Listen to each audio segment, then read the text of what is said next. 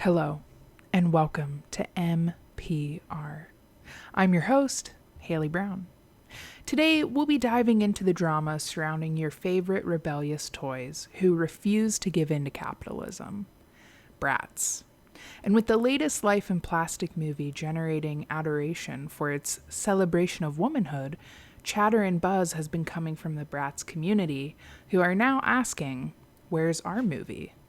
And with Brat Summer just closing, the pressure is rising for these dolls to be paid their due. In news this week, the nation's first ever children's tattoo shop, Kids Are Inc., is facing backlash after opening just 3 weeks ago. With a record-breakingly low Yelp score, droves of customers have called for the shop to be shut down.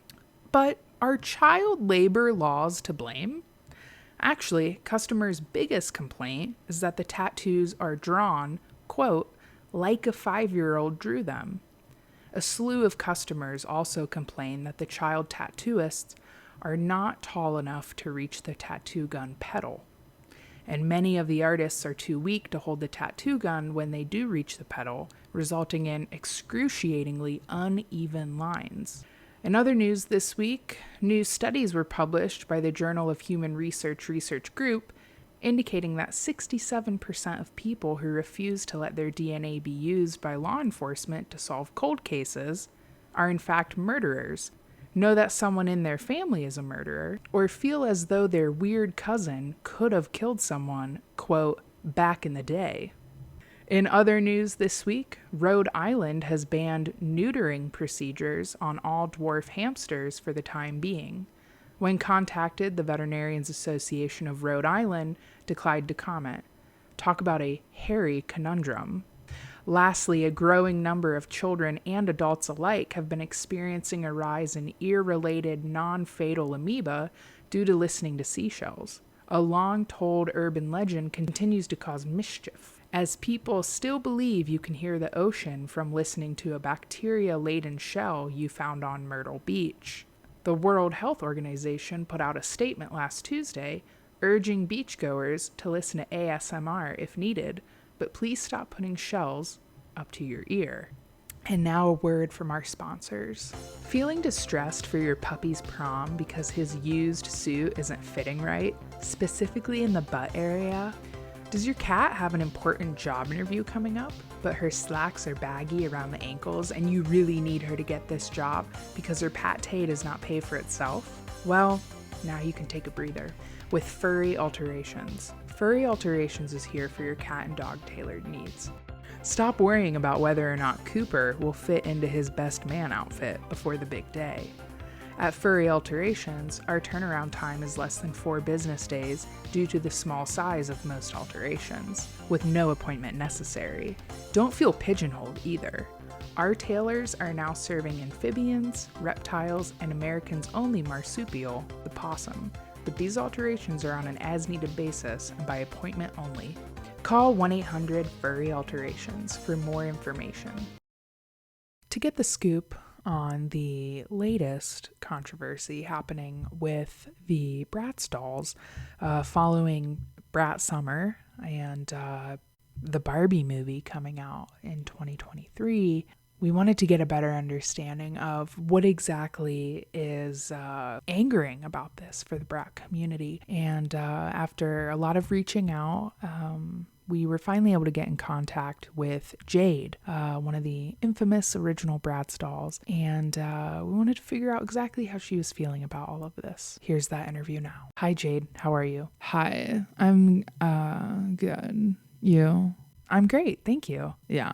Well, Jade, thank you for being here with us today. And we wanted to ask you a little bit about what is it that's bothering the Bratz community about not only Brat Summer, but also the Barbie movie.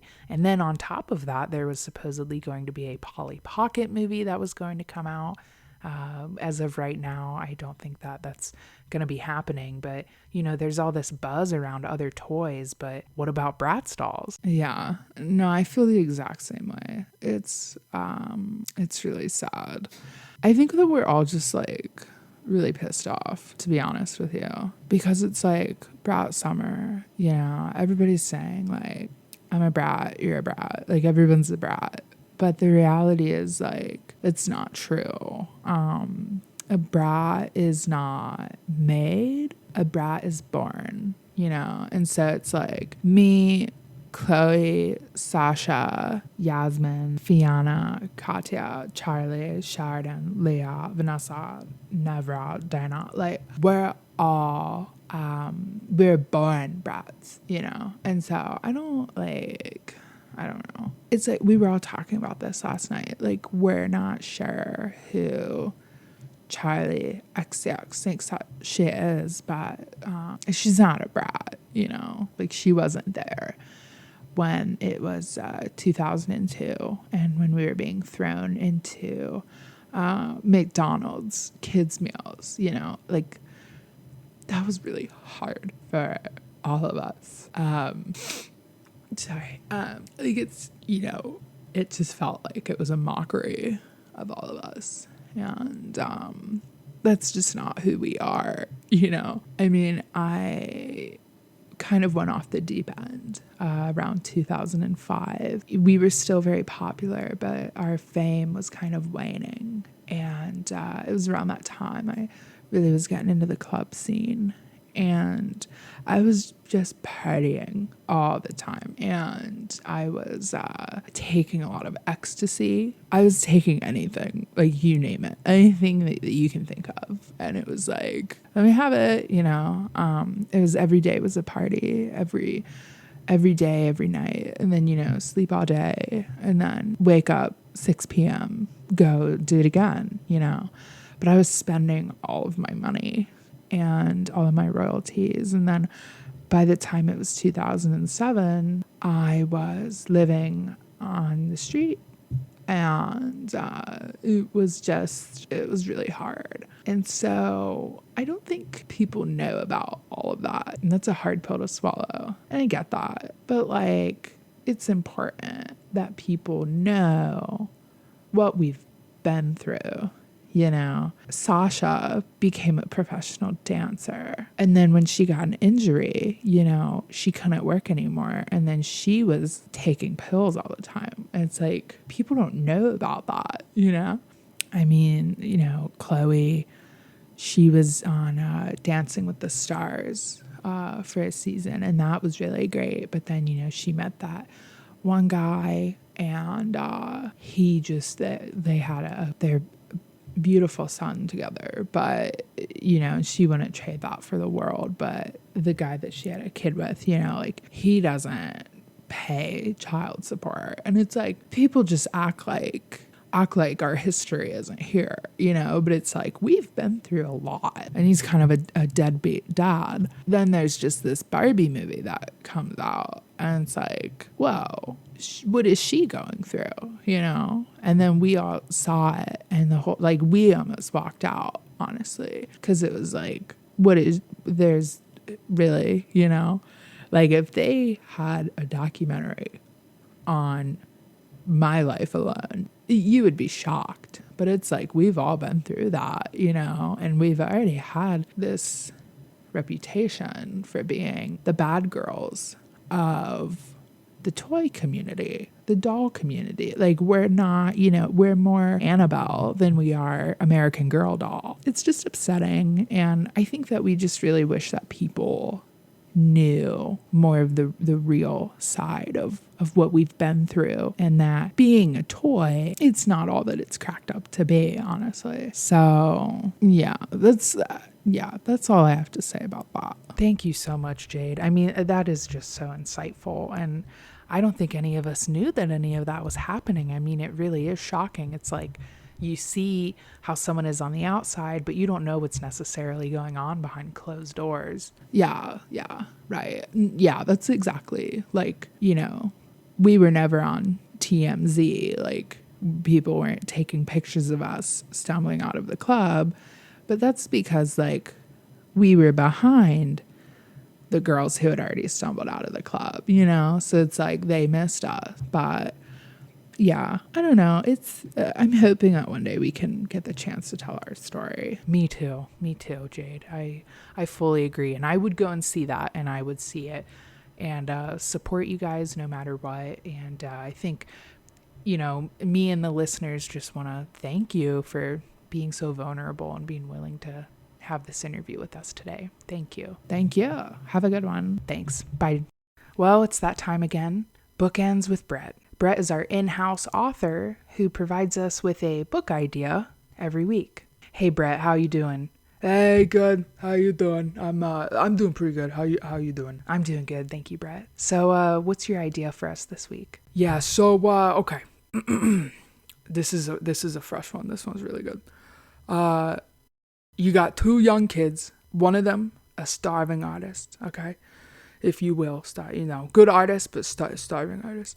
The other, a woman from a semi-rich family, hoping to retain her family's wealth through marrying an evil but rich man. Anyway, they both end up on this giant ship. Okay, it's a ship like the world has never seen before. I mean, this thing is like revolutionary, They both end up on this ship, hoping to go to the land of opportunity. This ship is so nice, it's so opulent, and by happenstance, these, like they say, opposites attract. James and Roxanne, those are their names. They begin to fall madly in love. So in love that he helps her face her fears by leaning over the edge of the boat as she spreads her arms to fly, both feeling like the king and the queen of the world. I mean, it's super romantic. You could throw in some history in there, Brett, I'm so sorry to interrupt you, but is this the 1997 James Cameron film Titanic? I've never seen that. I've never heard of that. What is that? Well, Brett, that in the 1997 James Cameron film Titanic, there are two main characters, Jack and Rose, and this sounds exactly like that plot. They're opposites. They fall in love on the Titanic, and then you've heard of the Titanic. There's tragedy that eventually happens. Oh my God. Okay. Well, oh my God. Is it romantic? Yeah, it's a lot of things, but it is a romantic, epic, romantic, historical epic. Oh my God. Okay. Say no more. Please don't, I just don't want you to spoil it for me and nothing, because that sounds really good. I kind of want to watch that. Wow. Well, this is a doozy. I did not realize that that this idea has been done before. Wow, I really was behind this one. I thought that this one was going to be really good, but it's fine. I'm fine. It'll be fine. Okay. Well, I'm going to go. As always next week. Okay, I'll get him again next week. You have a good one, okay? Thanks, Brett. You have a good one too. Okay, bye. Bye. What do ferrets and the Battle of the Bulge have in common? Find out next week on MPR.